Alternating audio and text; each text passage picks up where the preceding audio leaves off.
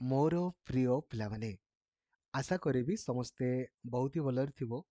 Finally ପ୍ରାୟତଃ ଆପଣ ଗତକାଲି ଦେଖିଥିବେ ସିଟିର ଆପଣଙ୍କର ଥାର୍ଡ଼ ସିଲେକ୍ସନ୍ ଅଲରେଡ଼ି ପବ୍ଲିଶ ହେଇଯାଇଛି। ତା ସହିତ ଯେଉଁମାନେ ସ୍ଲାଇଡ୍ ଅପ୍ ପାଇଁ ଆପ୍ଲାଏ କରିଥିଲେ ତାହା ବି ଆପଣ ଚେକ୍ କରିଦେବେ, ନଚେତ୍ ୱିଦିନ୍ ଏଇ ୱିକ୍ ମଧ୍ୟରେ ଆପଣଙ୍କର ଆସିଯିବ। ତ ସିମ୍ପଲି ଆପଣ scrt.samsodisha.gov.in କୁ ଆପଣଙ୍କର ଯିବେ।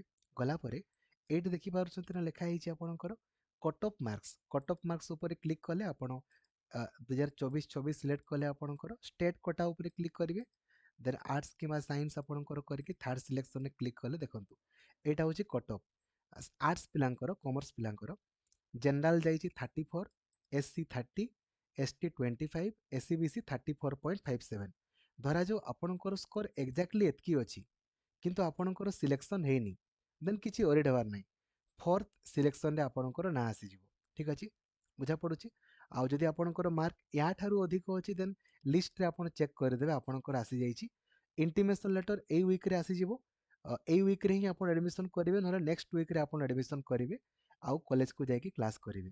ସେମିତି ସାଇନ୍ସ ପିଲାଙ୍କର ମଧ୍ୟ ଦେଖିଦିଅନ୍ତୁ cut off. ଜେନେରାଲରେ 39.45, SC 29.55, ST 21.53, SCBC 39.40 ଆପଣଙ୍କର ଯାଇଛି। ଦେଖିଦେଲେ ବାକି କୋଟାମାନଙ୍କର ମଧ୍ୟ ଆପଣ ଦେଖିଦେବେ। ନେକ୍ସଟ ଆପଣଙ୍କର ନାଁଟା ଆପଣ କେମିତି ଚେକ୍ କରିବେ ଦେଖନ୍ତୁ, ଲେଖା ହେଇଛି ଗୋଟେ ଏଇଠି ଦେଖନ୍ତୁ state wide merit list. A state wide merit list ଉପରେ କ୍ଲିକ୍ କରିବେ। ଯେମିତି କ୍ଲିକ୍ କରିବେ ଏଠି ଆର୍ଟ୍ସ କିମ୍ବା ସାଇନ୍ସ ସିଲେକ୍ଟ କଲେ, ଥାର୍ଡ଼ ଷ୍ଟେଟ୍ କୋଟାକୁ ଚୁଜ୍ କଲେ କିମ୍ବା ଯେଉଁ କୋଟା, ଦେନ୍ ଥାର୍ଡ଼ ସିଲେକ୍ସନକୁ ଚୁଜ୍ କରିକି ଶୋ ଉପରେ କ୍ଲିକ୍ କରିବେ ଆଉ ଶୋ ଅଲ୍ ଉପରେ କ୍ଲିକ୍ କରିବେ। ଆପଣଙ୍କର ନାଁ ଚେକ୍ କରିଦେବେ ଏଥିରେ ନାଁ ଅଛି କି ନାହିଁ। ଯଦି ଆପଣଙ୍କର ନାଁ ଅଛି, କଂଗ୍ରାଚୁଲେସନ୍ସ, ଆପଣଙ୍କର ସିଲେକ୍ସନ୍ ହେଇଯାଇଛି। ଠିକ୍ ଅଛି, ସେଇଭଳିଆ ଆପଣ ସାଇନ୍ସ ପିଲାଙ୍କର ବି ଚେକ୍ କରିବେ। ଏବେ ଯେଉଁମାନେ ସ୍ଲାଇଡ୍ ଅପ୍ ପାଇଁ ଆପ୍ଲାଏ କରିଥିଲେ ତାଙ୍କର ଦେଖନ୍ତୁ କେମିତି ଚେକ୍ କରିବେ। नो योर सिलेक्शन स्टाटस या ଉପରେ କ୍ଲିକ୍ କରିବେ।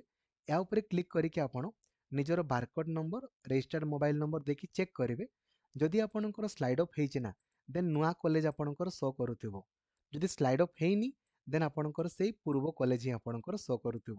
ସ୍ଲାଇଡ୍ ଅପ୍ ହେଇଛି ହେଲେ ନୂଆ କଲେଜକୁ ଯାଇକି ଆପଣଙ୍କୁ ଆଡ଼ମିସନ୍ କରିବା ପାଇଁ ପଡ଼ିବ। ସ୍ଲାଇଡ୍ ଅପ୍ ହେଇନି ହେଲେ ସେ ପୁରୁଣା କଲେଜରେ ହିଁ ଆପଣଙ୍କୁ ଆଡ଼ମିସନ୍ କରିବା ପାଇଁ ପୁଣି ପଡ଼ିବ। ଠିକ୍ ଅଛି, ଫୋର୍ଥ ସିଲେକ୍ସନ୍ ବି ଆପଣଙ୍କର ଆସିବ, ସ୍ପଟ୍ ସିଲେକ୍ସନ୍ ବି ଆସିବ। ସବୁ ଜିନିଷ ଗୁଡ଼ା ମୁଁ ଆପଣଙ୍କୁ କହିଦେଲି ଏବଂ ଆପଣ ବହୁତ ଇଜିଲି ସିଟି ପରୀକ୍ଷାରେ ବହୁତ ଇଜିଲି କ୍ୱାଲିଫାଇ କରିପାରିବେ। ସବୁ କ୍ଲାସ୍ ଆପଣଙ୍କ ପାଇଁ ଲକ୍ଷ୍ମୀଧର ସାର୍ ଅଫିସିଆଲ ଆପ୍ଲିକେସନରେ ହେଉଛି।